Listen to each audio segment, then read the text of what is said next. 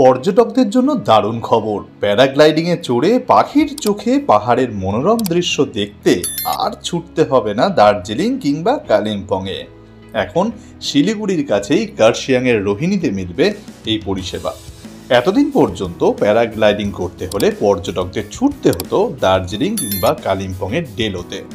তবে ভরা পর্যটন মরশুমে ভিড়ের কারণে সেই পরিষেবাও সবসময় মিলত না। তার উপর গত কয়েক বছর ধরে নানা কারণে এই দুই জায়গায় প্যারাগ্লাইডিং বন্ধ ছিল।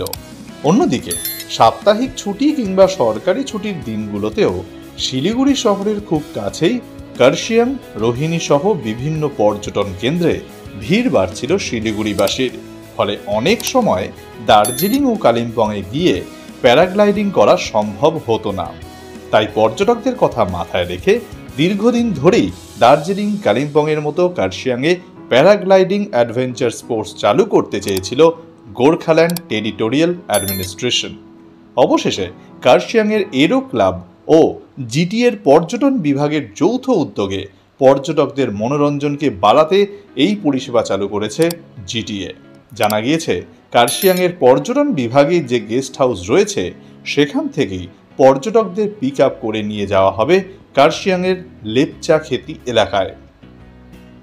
সেখান থেকে প্যারাশুটের মাধ্যমে রোহিণীতে পৌঁছানো যাবে। তবে এই যাত্রাপথ হবে 5 থেকে 10 মিনিটের এবং উচ্চতা হবে সমুদ্রপৃষ্ঠ থেকে প্রায় 840 মিটার। জিটিএর মতে এই পরিষেবা চালু হওয়ায় পাহাড়ের পর্যটন শিল্পে যোগ হলো নতুন একটি পালক। ইতিমধ্যে শনিবার আনুষ্ঠানিকভাবে এই অ্যাডভেঞ্চার স্পোর্টসের উদ্বোধন করেছেন জিটিএর চিফ এক্সিকিউটিভ অনিত থাপা। আগামী সপ্তাহ থেকে পর্যটকদের জন্য খুলে দেওয়া হবে এই পরিষেবা।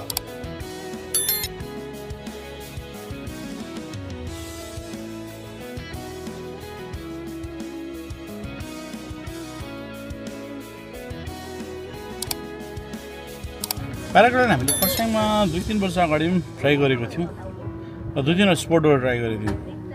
अनि उड्नु त उड्यो, तर सेफ ल्यान्डिङ पनि थिएन, अनि फ्लाइङ थियो पनि राम्रो थिएन। अनि अहिले हाम्रो भाइहरूले र हाम्रो जिटिए टुरिज्म डिपार्टमेन्ट लगातार रिसर्च गर्दाखेरि यो फ्लाइङ पनि राम्रो थियो अनि ल्यान्डिङ पनि सेफ ल्यान्डिङ त। अनि यो हाम्रो जुन प्याराग्लाइडिङ टिम चाहिएको उहाँहरूको प्रयास मैले बुझ्दा मात्रै झन्डै 1 वर्ष